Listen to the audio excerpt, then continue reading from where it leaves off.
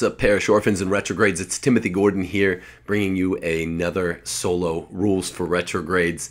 And we have some really, really relevant, time-sensitive, time-specific content today on a weekend installment of Rules for Retrogrades, because you've probably heard there is this November election-relevant article that broke on Catholic News Agency less than 48 hours ago from the time I'm doing this, and that one is called "Why White House Catholics Are Concerned About Trump's Catholic Tweets." Now, on LifeSite News, you get some good reportage, fair reportage, countering this, defending the two public figures who are all but attacked in this CNA article. I'm going to do a complete bowling of the entire issue for you here today. I've got some insider knowledge, some insider perspective, and most of all, I want to give you a grassroots perspective on grassroots Catholicism, because that's what's been happening with my channel and other channels over the last year and a half to 2 years. Now, the two figures, Catholic figures, that were publicly more or less attacked in this CNA article using two anonymous White House sources were the good Archbishop Vigano and Dr. Taylor Marshall. Now, they were basically described as being off the res with regard to Catholic doctrine. This is, as you know, crazy for CNA, who is all but the mouthpiece for the USCCB, who has stood down on Catholic social teaching, capitulated to the culture, to call, two faithful Catholics, one lay, one clergy, of who stand against them, to be guilty of being off the reservation with regard to Catholic doctrine is absurd. No one bats 1,000, but with regard to almost down to the last issue, Marshall and Vigano are right on and have defended the faith against the likes of CNA, the USCCB, who has stood down. As a matter of fact, I was the public representative for Sophia Press. I think it's Crisis Publications imprint for Marco Tossati's book, Vigano versus the Vatican. This is Sophia Press. This is a mainstream Catholic press, and I was the representative because of Dr. Marshall and my work on TNT, supporting the good Archbishop. So I want to first off come out and say, I called Marshall last night and offered support and congratulations for his Trump call. I left it on a message. And say this is absurd. And more than that, I don't just want to talk about the article. You guys have probably seen it. I want to defend a third figure who emerged from the CNA article, this guy, Dan Scavino, who is doing great work in the Trump admin. He's the one that CNA basically accredits with the idea of reaching out to Catholic grassroots figures and apostolates. And if so, then Mr. Scavino, you're right on. He responded, before I get started here, to the CNA piece by calling it a disgraceful hit piece, which is what it is, right? I mean, no two human beings think 100.00% alike, but, I mean, from the TNT show, all of you out there know that traditional Catholicism, what you got on, TNT, Taylor and Tim, has been on the ascendancy for a while before we got there, but really took a lift with TNT and with shows like ours. I'm talking about Church Militant, The Remnant, Jesse Romero's apostolate, Patrick Coffin, the Coffin Nation, more political Catholic thinkers like Jason Jones, even in the good work of Michael Knowles. And of course, then you've got Rules for Retrogrades right alongside. I'm probably leaving out some people, and not 1 Peter 5, right? All of these are supporters of President Trump, and together these 8 apostolates represent the Catholic grassroots. And a lot of this took formation in late 2018 after the Summer of Shame, when the USCCB declined to take strong action that they could have in response to the Summer of Shame. Uncle Ted McCarrick was one of their mouthpieces, who was the subject of all that. scorn and opprobrium duly. They stood by their boy. They voted down the stronger measures that would prevent such heinous acts in the future. And I'm going to read you some facts about the USCCB today to justify why allegedly Dan Scavino is urging Trump to continue to reach out to people like Vigano. It's well worth it. The USCCB will not support them. I will show you why not. I will go all the way back to 2016 with the 2015-2016 with the erection of the Catholic Spring, the revolution in the American Catholic Church. It's been happening in the wider configuration of the church since well before Vatican II, since 50 years before Vatican II. Secretly Marxist ideas that oppose the true teaching of the church that guys like Marshall, Vigano, myself, Patrick Coffin, or Jesse Romero have opposed. Church militant in a major way have opposed. So Dan Scavino is this kind of third hit piece in hit target in the CNA hit piece, and they call him a headbanger. I don't even know exactly what that means outside the context of metal, but it's insinuated that his support for these allegedly off the reservation Catholics, Marshall and Vigano, which is absurd for CNA to say to traditional Catholics, his support is a kind of headbanging off the reservation liaison. And they're insinuating that it's bad direction for the White House. It's perfectly good. Look at me. Mr. Scavino, if you're out there. Catholics approaching the November 11th, if you're out there.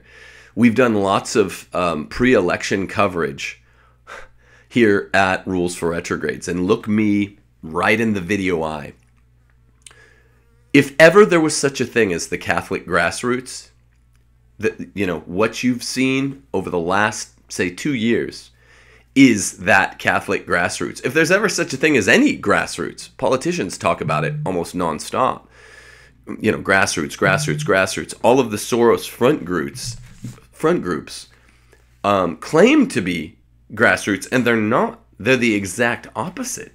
They are, centered. They are little mini command fiefdoms that are made to look like they're an organic uprising, a return to true principles, which allegedly, the left, I guess, makes pretexts of such a restoration. That all exists in what has been happening on the Catholic internet, including Catholic Twitter, which is not such a pleasant place. It's ugly. People should get off of it.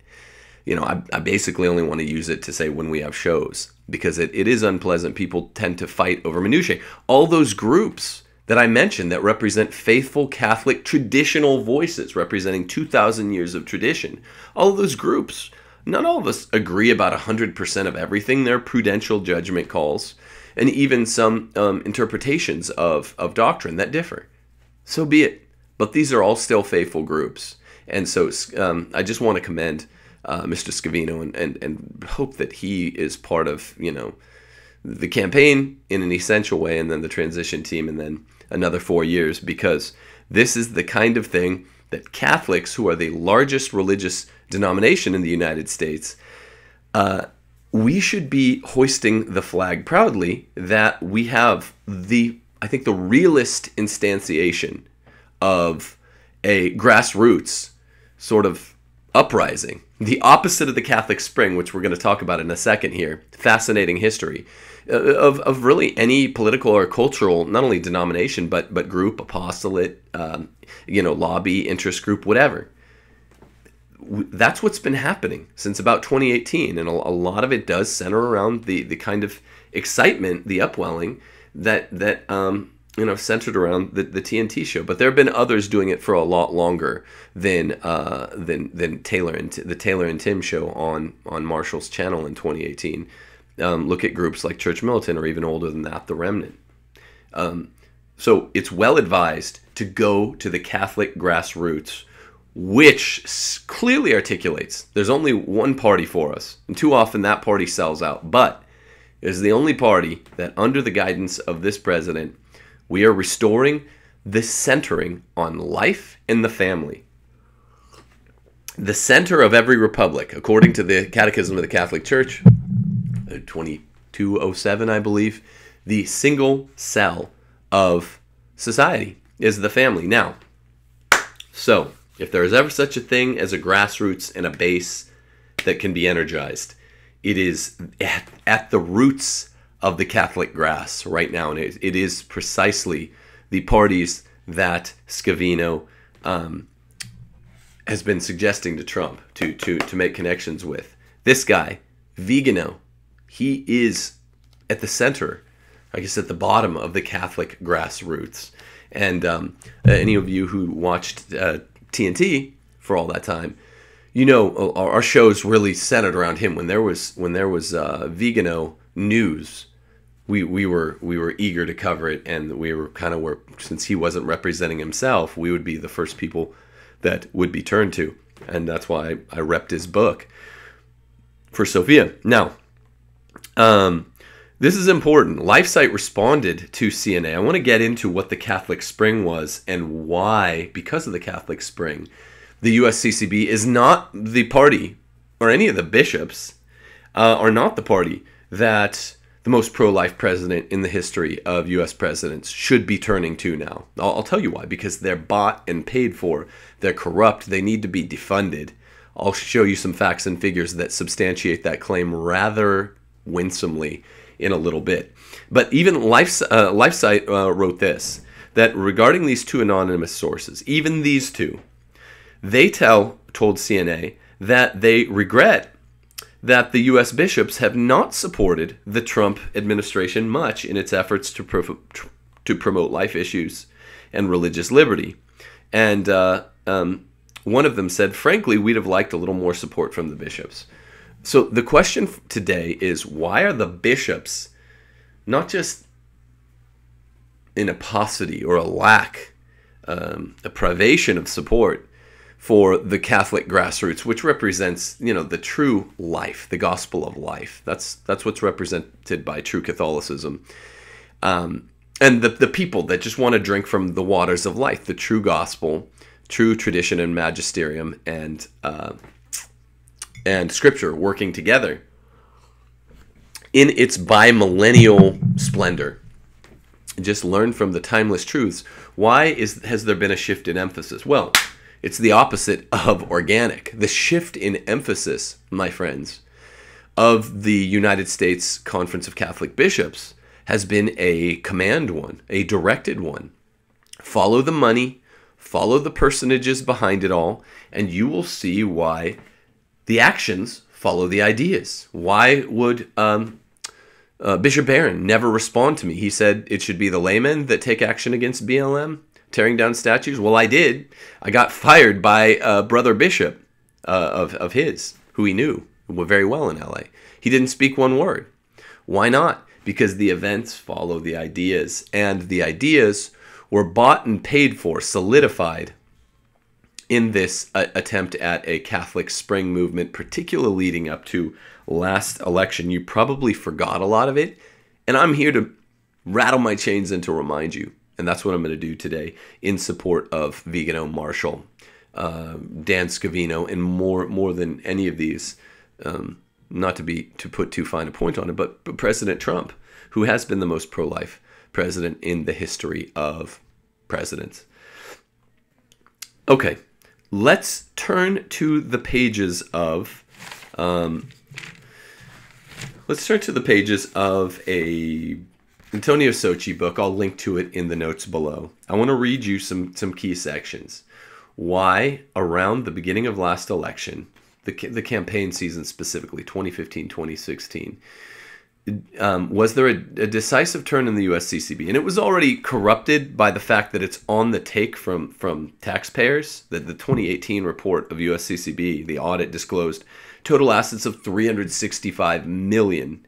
With total operating revenues gain and other supports of $203 million. That's way too much, and they shouldn't be a 501c3. We'll talk about that at the end.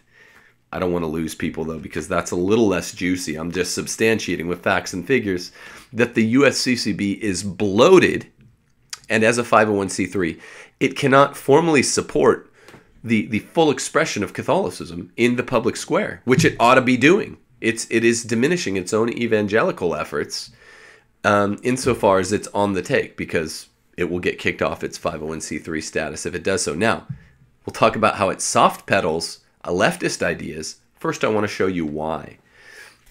This is from Antonio Sochi's book. The key figure in this affair is an important personality of the Democratic Party. John Podesta played a key role last election for Hillary, who in 2016 was appointed presidential electoral campaign chief for Hillary Clinton, and who was previously White House chief of staff in 1998 through 2001 for President Bill Clinton, Hillary's husband, and was also the co-chairman of the Obama-Biden transition project at the beginning of the Obama administration. We need to remember that in the United States, Catholics are the largest religious denomination, 80 million people, even though most of them don't give a damn about Catholicism. We hope that cradle Catholics will return to their faith. So we are the largest religious denomination, technically speaking. And the Catholic episcopate in those years was in large part faithful to the magisterium of Benedict XVI, which was pretty good. I mean, not an A+ pontificate by my standards, but in terms of attempting in the post-conciliar world to make faithful on most grounds, with lots of whiffs here and there, was a B+ episcopate or something like that. So much so that the Democrats in America, this is kind of the proof, not who are your friends, but who are your enemies, they were not fans of Benedict XVI. Democrats in America knew that Benedict was leading the faithful American Catholics away from policies that were socialist, which were the Democrat policies even for 8 years back, 12 years back. For this reason, the orientation of the electorate and of the episcopate was a very important political question. Thus, in February of 2012, Podesta received an email from Sandy Newman, friend of Barack Obama and president of the organization of Voices of Progress, which is concerned with climate change, immigration, and similar issues. In other words, the pet issues, the sine qua nons of this pontificate under Francis. Newman asked Podesta how to, quote, plant the seeds of the revolution, end quote, in the Catholic Church. This did not concern only topics like contraception. Here's a direct quote from the letter. There needs to be a Catholic spring in which Catholics themselves demand the end of a Middle Ages dictatorship and the beginning of a little democracy and respect for gender equality in the Catholic Church, end quote. This comes from WikiLeaks, okay? So we know that Podesta and his interlocutor, Sandy Newman here, are speaking their minds freely. It's like a, technological version of in vino veritas. We know they're speaking openly because they think they're off the record. Important to remember that. Obviously, there was a need to defeat whoever in the church would be opposed to such a revolution. Podesta responded to the email explaining that they were working in this direction. Here's his response. Quote, we created Catholics in Alliance for the Common Good. It's a group. To organize for a moment like this. Think of the time. Think of the time signature. And think of the timeliness of the issues. But I think it lacks the leadership to do so now. Likewise, Catholics United. Like most spring movements, I think this one will have to be bottom-up. There is no bottom-up Catholic spring, right? Because liberal Catholics will be liberals simplicitaire within a generation. Liberal Catholics do not last. The only bottom-up movement is when, from time to time, the truer ressourcement, I mean that not in the sense of Vatican II, the true restoration of Catholic values and precepts will become fashionable again. Not in the sense of a gimmick, but in the sense of real fashion. They're perennial. In season and out of season, as St. Paul said. They're always in style. And sometimes they become a little more stylish, particularly with the youths. And that's what happened with the enthusiasm for tradition that has welled up in 2018, 2019, 2020 with all of these apostolates. I didn't mean to leave off LifeSite News if I did. They responded to the CNA article, and they've been a major part of it as well. Good people that have helped. We're right there alongside Church Militant, TNT program back in the day. 1 Peter 5 was one of the original ones to really track, the subterfuge in the Francis pontificate. But tradition has become fashionable again with Catholic youths. I'm talking 18-year-olds that can go vote, 20-year-olds, 30-year-olds that are having big families again. Tradition is on the ascendancy. This is the only true Catholic spring. Now, I'm not going to use the term because it's got this apparatchiks association with the left. In other emails exchanged between leadership of Democratic think tanks and important personalities of Hillary Clinton's electoral campaign, Catholics are ridiculed in various ways. And I want to read this next paragraph before I take a break and make a couple comments, because it is the namesake of this program and of Dave's and my book, Rules for Retrogrades, responding to Saul Alinsky. This comes from Paul Ryan, responding to the WikiLeaks thing. He says this: the revelation of these emails stirred up a reaction from, among others, Paul Ryan, Republican Speaker of the House, who said this. I don't have the direct quote he's responding to, but listen to this. To despise the Catholic Church, accusing her of being, quote, seriously retrograde, is an insult to millions of people in this entire country. In any case, this declaration reveals the hostile approach of the Clinton campaign toward people of faith in general. I mean, this is Paul Ryan, so I like what he says here, but it doesn't represent hostility toward people of faith in general. It represents a hostility toward Catholics, and particularly true Catholics. Catholics who want to restore tradition, like Vigano, Marshall, and all the other names I've listed, the apostolates, that know that these ideas are popular in season and out of season. In the 60s and 70s with Peter, Paul, and Mary and bad sandals and poetry, for some reason they got out of fashion. But that's gone, man. Their day came and it went. And now the ideas are important again. And to be retrograde, which one of these campaign staffers called the church, is back in fashion. It's like a deplorable 2.0. That's how I define being a retrograde in our book, Rules for Retrogrades. Now, I took the term partly from, the epithet, and I also took it partly from Pius X, one of our greatest, modern popes, who said that you're going to be called a retrograde if you stand in the world or in the church amidst these modernists, really just a religious term for Marxists, who deride tradition, who hate tradition, and who hate those who strongly stand by tradition, giving it voice and enlivening it.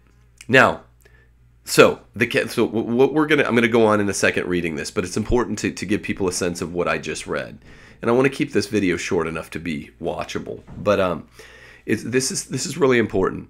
The Catholic Spring movement that was betrayed by the WikiLeaks dump right before last election was an attempt on the part of the Hillary staffers in campaign to enhance their standing with Catholics, which it can never do, right? Marxism, always anathematized by the church. This became very clear among the 20th century popes.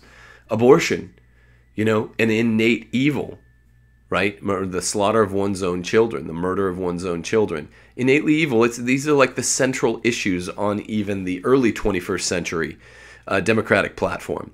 And since then, they've really added LGBTQ, which that's even further down the intrinsic evil, the evil in se route that the Catholics just can't negotiate. So even Catholics that don't really like President Trump or don't like the kind of stodginess or I guess curmudgeonliness that this stands for, they have their hands tied. You're stuck. Me and Dave debated friendly Liz Rizé as to whether or not a Catholic could even vote Democrat. And I mean, you can go back and watch that debate to see how the opposing view fares. It doesn't fare well.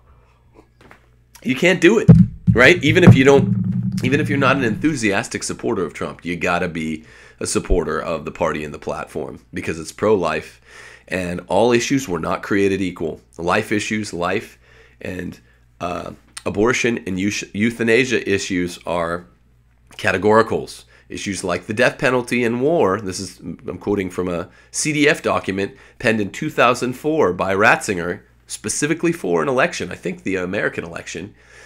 These are issues you could beg to differ on. Death penalty is not, properly speaking, a life issue then. according to the Congregation for the Doctrine of the Faith, or, restored, clarified in 2004. Neither is the articulation and the declaration and the implementation of war, right? These involve prudential judgment calls, and the church will not adjudicate such matters. So, what Benedict was strongly insinuating is that the right-wing position, which is usually taken to be this is a monolith, and it's inaccurate, pro-war and pro-death penalty, these don't transgress the position or the teaching of the church. But it's not even true that right-wingers are pro-war anyway. That's a misnomer. So I think it should be really clear that the attempted Catholic springtime in the church has affected the United States Conference of Catholic Bishops. I'm going to show you why with the next paragraphs. Okay? They should be celebrating the superlatively pro-life U.S. president so far, the first 3.5 years, Trump. They've been quiet. And the only time they've ever appeared, I'm thinking of recent history, the June 8th protest at Lafayette Park by clergy, forcibly, it was like a forced march, forcibly by clergy, enforced by Archbishop Gregory, the Cardinal of D.C. there, basically to support, forced by their boss. It's a real First Amendment issue, to support pro-abortion, anti-Christian organization Black Lives Matter. I got fired over this from a Catholic church, as most of you know. But Archbishop Gregory, in June 8th, partly as a response to President Trump's June 2nd visit to the Basilica there in D.C., he's responding in a negative way, and then he is supporting the enemies of President Trump, the terrorist organization Black Lives Matter. So, if anything, if the USCCB bishops, the talking heads, are saying anything, it's insinuatively pro-Democrat instead of strongly pro-Republican, which is shocking. Here's why. In 2016, this is back to my Sochi book, Andrea Mainardi noted that, among others, quote, an important donor financing this cause is the philanthropist, you guessed it, George Soros, behind Black Lives Matter and everything else. He's a fervent supporter of liberal and global themes opposed to Catholicism. Mainardi made a list of the funding provided by Soros' organization to progressive Catholic organizations and then wrote the following. Soros himself, we know from another group of WikiLeaks documents published last summer, donated $650,000 for the 2015 visit of Pope Francis to the United States. Among the beneficiaries, there is also PICO, People Improving Communities Through Organizing, which is a Marxist thing, which is an Alinskyite thing. And that's supported by Cardinal Oscar Rodriguez Maradiaga, BFFs with Pope Francis, one of the men closest to the Pope, arguably the very closest to the Pope of all living men. Its purpose, to influence and favor the creation of a bishop's front that will dissociate itself. This is the important part, maybe the key line in today's video. Think of the slander of Marshall and Vigano and Scavino and Trump himself when I read this. The purpose of organizations such as PICO to influence and favor the creation of a bishop's front in America that will dissociate itself from the cultural warrior identity of the American episcopate and be more in tune with Bergoglio on the themes of economic justice, think equality. Better yet, as one of the documents show, to influence the Pope himself, involving him by means of Cardinal Maradiaga. The implied effect, to marginalize the more conservative members of the hierarchy, such as the still very influential Charles Chaput, Archbishop of Philadelphia. Riccardo Cascioli, in the La Nuova Bussola Quotidiana journal, also emphasized the importance of these revelations. The financier, George Soros, has made consistent contributions to Catholic organizations in order to, quote, change the priorities of the American Catholic Church from themes of life and family on one hand to those of social justice on the other. Think, I'm going to read you this Bishop Barron quote, representative of the USCCB, in a second. Recall this. From life and family on one hand to those of social justice, think environment, immigration, equality issues, Black Lives Matter on the other. The great occasion for this to happen, I continue, was given in the September 2015 visit of the Pope to the U.S., and Soros' foundation aimed explicitly at using the good rapport between PICO and Honduran Cardinal Oscar Rodriguez Maradiaga, one of the chief counselors of Pope Francis, to engage the Pope on themes of social justice. Now, Sochi asks, how is this huge investment justified? Cascioli explains, the first and most important reason is the great investment that traditionally anti-Catholic philanthropic organizations are making to undermine the teaching of the Church. And this is the true goal of the, quote, change of priorities they call for, away from the themes of family and life to those of social justice. In this, Soros is a part of the stream of decades-long tradition that includes as protagonists the principal American foundations, from Rockefeller to Ford, from Kellogg to Turner, and so forth. It is a project of Protestantization. The motive? The Catholic Church, which in its relationship with international organizations has as its fundamental goal the defense of human dignity. It is the last bastion that stands in the way of a new world order that wants to reduce man to a simple instrument in the hands of power. Thus, on January 22nd, 2017, the online review, Catholic Online Review of The Remnant, published an open letter from a group of American Catholic personalities to the newly inaugurated President Trump. In their letter, they asked Trump to investigate a matter that remains cloaked in secrecy. What is the source of all this, and what is the ultimate destination of all of this skullduggery? Okay, so let's get to the USCCB. The Grassroots is in the Catholic world, American Catholicism, is rooted against the USCCB, who won't support us. The Grassroots cheers on the most pro-life president in our nation's history. The USCCB says nothing, gives him no plaudits when he does something pro-life, and they're always just looking to nitpick or call him a racist, call him, an anti-immigrant bigot, a xenophobe, whatever stupid epithet they use. They're trying to tear him down, and they're ignoring all the good he does. So there's a reason for all this. Let's talk about what the reason would be. Now, just to show you that Bishop Barron, who's in many ways the mouthpiece of the USCCB, or one of the mouthpieces of the USCCB, because he's got such a huge online teaching footprint, he says this: think of that change in priorities that Soros and the Soros front groups have been working toward over the last 5 years, longer than that, but really specifically that which came out in the WikiLeaks email dumps 4 falls ago, in the first election, which saw Trump prevail. With considerable, this is Barron, with considerable eloquence, they reminded us of the shift in emphasis that has taken place with the magisterium of Pope Francis. He's not condemning this, by the way. Concern for the environment, for economic justice, for the poor, and for victims of violence, and for refugees and immigrants has been brought to the fore in a new way, and our teaching, they insisted, ought to reflect this change. Wow. Wow. Wow. Okay, so that's Bishop Barron, who still calls himself a Thomist, right? He won't respond to simple, direct pleas from the heart like my own. I lost my job. I had 6 kids. My eldest daughter just had brain surgery a month and change before I was fired. And I was fired for doing what he'd admonished Catholics to stand up to the BLM.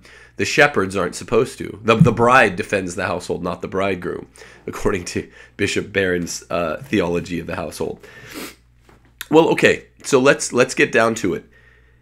Dan Scavino, who called the CNA piece a disgraceful hit piece, is right on the money when he says what we need to do in November and before then, between now and then, is to energize the Catholic base, the largest religious denomination in America. We think of America as vaguely anti-Catholic. Yeah, that's before it got completely secularized, when at least it used to be a Protestant place rather than a secular left place. Well, the culture is secular left. Most of the politicians in D.C. who live in and around the area are secular left. So, it's ironic that now we're the largest denomination. Well, the USCCB has capitulated, and that's why they won't support Trump's pro-life equipoise. They refuse to do it. They're bought and paid for. $365 million, according to this 2018 audit, with total operating revenues gain and other supports of $203 million. They are a 501c3 status tax-exempt organization, which means that they're restricted. This designation is restricting the Catholic Church from professing the totality of the Christian faith in the public square. I'm pulling from Crisis magazine article, which helped me with this portion, digging up the financials of the USCCB. I'm going to link to this too. I'm going to link to my Sochi book. I guess I'll link to the CNA article, the LifeSite article, which is a good response to it, defending Vigano and Marshall and others. And I'm also going to link to this crisis. So you'll find 4 sources for this particular video. So 501c3 is essentially restricting, depriving the full expression of the Catholic Church in the American public square, which it needs to be doing. It's the one true faith, and it is the time to not have this 501c3 restriction. We need to defund the USCCB. At the very least, no one should be appealing to them. Everyone knows they're a fangless snake. They work against themselves, they work against the faithful, and they usually teach against doctrine these days. So just defund them. If they were defunded, or they self-defunded, that would be the nobler thing, then they wouldn't be 501c3, and they would be able to teach the true gospel, right? They wouldn't have to shy away from teachings about contraception, abortion, euthanasia, gay marriage, all these issues that are hot button issues. They barely even cheer, even in the face of ostensible victories by a president who's doing good work in most of these areas. Okay, so the USCCB, you might not know, is massive. It is 33 offices wide. It is bureaucracy par excellence, right? Like, to compete with any bureaucracy in D.C., 33 offices wide. So activity 4 against politicians and political causes cannot be outright supported. If anything, they soft support the Democrats, and that's why they're not going to support Trump, but they can't hard support the Democrats either. You'll see them just stand down even when a good Republican president does very Catholic things and says very Catholic things.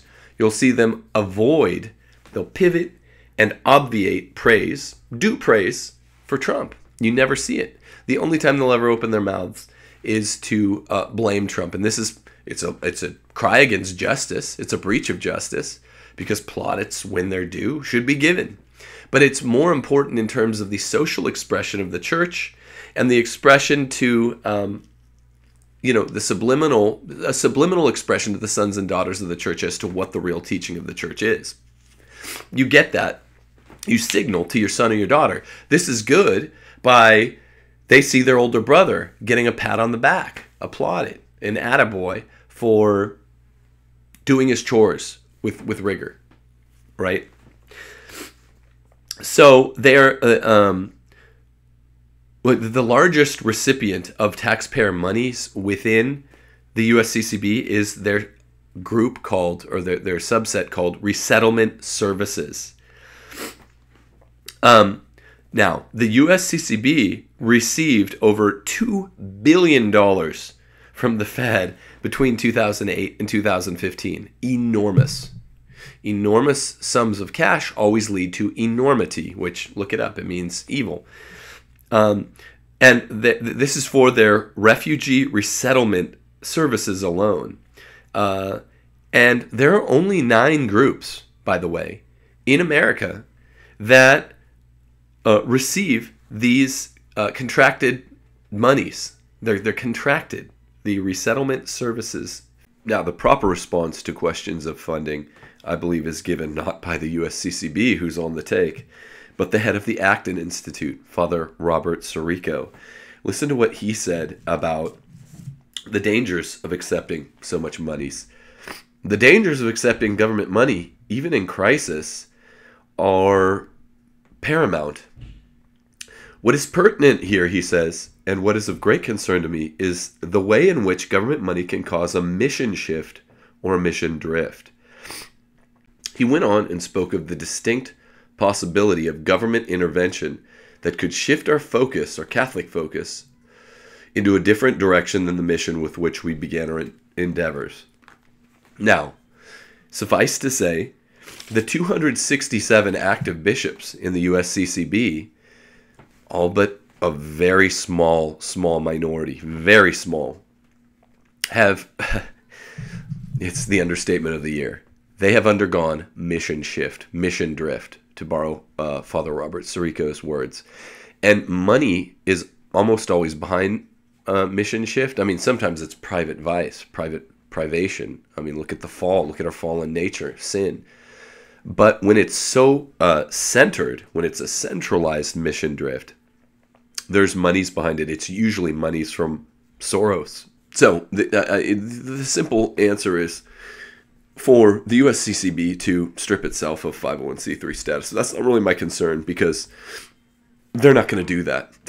They're not going to do that. But this is a good reason to defund the USCCB. They'll always stand with Black Lives Matter, because even though they're a 501c3 and they're not allowed to give formal support to, political advocacy, they are allowed to give soft support, and they're always going to do it with the culture. Whereas their mission statement, the mission statement of Christianity, of the Roman Catholic Church, is to be against the culture. Think of what Jesus says in John's Gospel. The culture hated me first, it'll hate you second. I mean, you're not as great as I am. You're my missionaries, and it hated me. It's going to hate you. The USCCB is supposed to oppose the culture, oppose abortion, euthanasia, the corruptness that stems from government intervention in refugee services, which is tremendous. And it doesn't.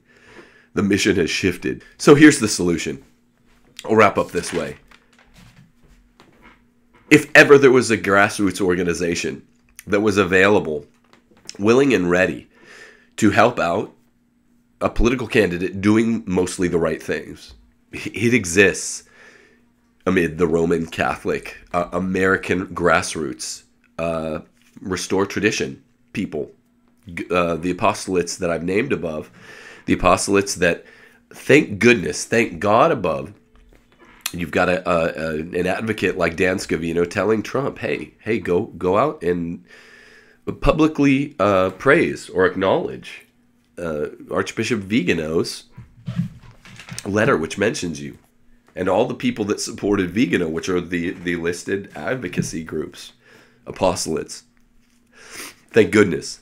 So Catholics, here's what we can do. Go out, support President Trump in November.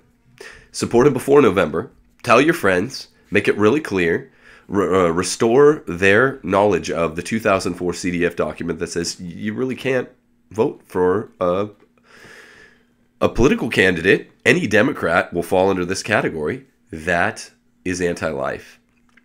And tell them about the WikiLeaks. Not enough people know about this, even Catholics, from 2015-2016, which said Soros and Soros groups are fostering a Catholic spring where they can, which shift the emphasis from the Catholic life issues, which will, and family issues, which will always underscore voting Republican in today's political context, to one of immigration, equality, racial, tension easing, and the like, which will always insinuate a leftism in a support of Democrats. One is Catholic, one's not. One's the gospel, one's the anti-gospel. So good work to LifeSite for responding to CNA so quickly, and good work to all the named parties. Catholics, go out and vote. Deus Volt. Another 4 years of Trump. We don't know what's going to happen afterwards. It's going to get ugly, but 4 more years. Let's do this. The Catholic grassroots is the truest grassroots in the American political landscape today.